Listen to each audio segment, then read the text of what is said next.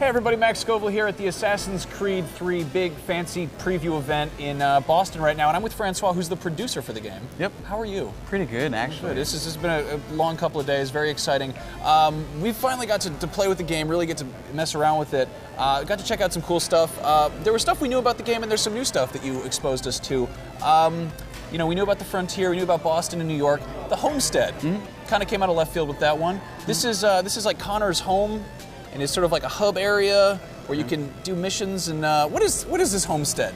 Well, when you think of the homestead, it's really like the, you know, if you refer to AC2 as the villa, but it's really kind of a new place for him. It's his, like you said, it's his home, but this is where he's going to recruit people to work with him on building this kind of a small city, where he's going to grow up he's going to make money out of this, and he's going to trade as well. Okay, yeah. And Assassin's Creed 3 it spans like 30 years, so this is going to grow. Are we actually going to see it kind of change? But it really depends on the player. But yes, I mean, this is something like if the player decide to do what we call the Homestead missions, is recruiting people to work with them. This is how basically the homestead is going to grow. He's going to make more money. Okay. So yeah. I told you to head back. I didn't need to. Since when is a skinny runt like you safe out in the bush alone? Is it just like going on Craigslist and being like, I need to hire a baker, or how would Connor come across these people? Well, you come across on the homestead or on the Frontier, but as well in Boston, it's true, where they have different skills, different background and all, and you get to have more kind of a one-on-one interaction with them to get to know them a little bit more. And eventually they build up their house, they build up their mill, their mine. So it's at some point like it becomes personal with them, and you make money. Here's the meat you requested. Thank you. Please accept this as a token of my gratitude. I like that. You've also, of course, you've just got a nice harbor there, nice dock. You've got access to the naval missions, which you can do, and of course. Right next to the homestead, there's the Frontier, just the wilds, which is great. And this is big, right? How big is the Frontier? Well, the Frontier is a big map in a way that it's 2.5 times the size of Rome from AC Brotherhood when you think of it. So it's a large environment. But there's small cities in there like Lexington, Concord, where you get to get some missions and obviously some key events of the American Revolution. Okay. And of course, it's bigger than Rome, but it's mountainous terrain, it's trees. We've got the whole free running system that's completely new, and there's just animals walking around every which way. Yep. The free running. You've done some new things here. You've kind of changed it. This is all, of course, running completely new engine, new animations for Connor and everything. What have you done with the free running? How does that work? How does that control? So when you think of the free running in Assassin's Creed is one of the key pillars, right? Early on, like 2.5 years ago, we decided like it's enough with the very straight and square environment where you're climbing building. Now we wanted to have like something that was more natural for everyone likes to climb trees. Like when we were kids climbing trees, true. you know? Guilty. So very more organic. So everything is steep. Like you're right with the climbing trees is more important now, where you have animals in the ground that's maybe going to attack you. Bear, wolf will attack you, and as well as snow to slow you down.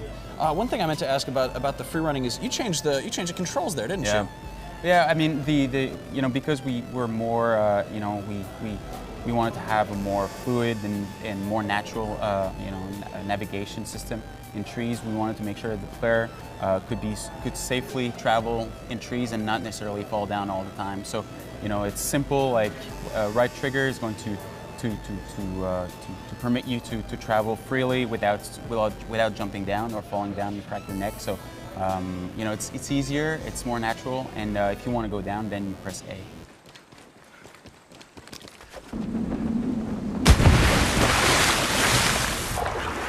What about we had stalking areas, sort of? It's sort of like a kind of cover system, but not quite. How does that work? Yeah, so we had in the past we had the blending system in the crowd. Now it's more, because it's more organic, because it's more natural. Like within the Frontier, we wanted to have areas where it felt very natural to go in and be blended or being stealthy. Okay, and of course you've also got some changes to the combat. You've got sort of double counters now. Is that just timing? How does that work? So the way it works is, you know, that's one thing as well. From the start, we decided to scratch from or to start from scratch. Right. I mean, you're working everything new with the right, Anvil next exactly. engine, Same so. thing with the animation and all. But the one thing that we wanted to have is that, you know, it was very simple in the past to do a combat. So we still keep that thing. That being said, we wanted to have a little bit more challenge for players that want to have more reward. So basically adding a counter tool or a parry tool, and then if you time it properly, you can start combos. Oh, okay. And so depending on the archetypes that you have in front of you, this is the great feeling of having, you know, 5-6 guards in front of you, and having, if you're really good at it with you know, understanding the right combo to do, it's pretty rewarding. Very cool. And of course, Connor's also, you know, he's using some new weapons. He's got the tomahawk, which is honestly really badass. Yeah. And then of course there's that the sort of the ninja rope dart. kunai, rope dart. Yeah.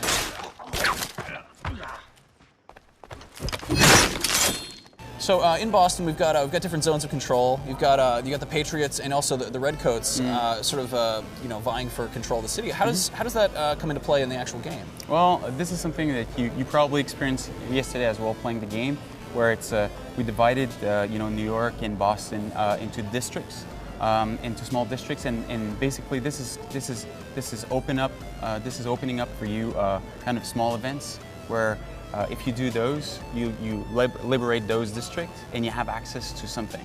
And this is something is a BAM member. So it's a big reward. This is something that you know. So it's more integrated into the you know, the player experience. It's like pretty much like you had with on Brotherhood, but they're very just the core start of a mission that's going to give you a BAM member. Again, that's going to feel more personal to you, close to you. End his suffering cleanly.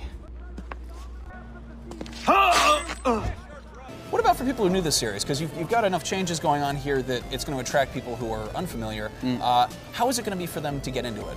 Well, the good thing about Assassin's Creed 3 is that because it's a new story, it's a new character, it's a new setting, it's a perfect point of entry to the series for people that didn't play the past AC. Like you said, it's you know, the pillars are the same, but at the same time, like when you think of it, they've all been refined and improved. So, like I said, perfect point of entry. And big question is this really going to be the end of Desmond's story? The big question with the spoiler. No. I heard it was like a trilogy for him, but this is the 5th game. And I don't know. I mean, it's again, like, that's the tricky question about Desmond. The one thing that I can say about him is that, you know, you'll be playing a lot more Desmond in past games, and there will be some conclusion resolution with him. Okay, but this isn't by any means going to be the last Assassin's Creed game. No, you just keep going. Absolutely. Well, Assassin's Creed 3 looks fantastic. Thank you so much for talking. Thanks to you. Thanks to you.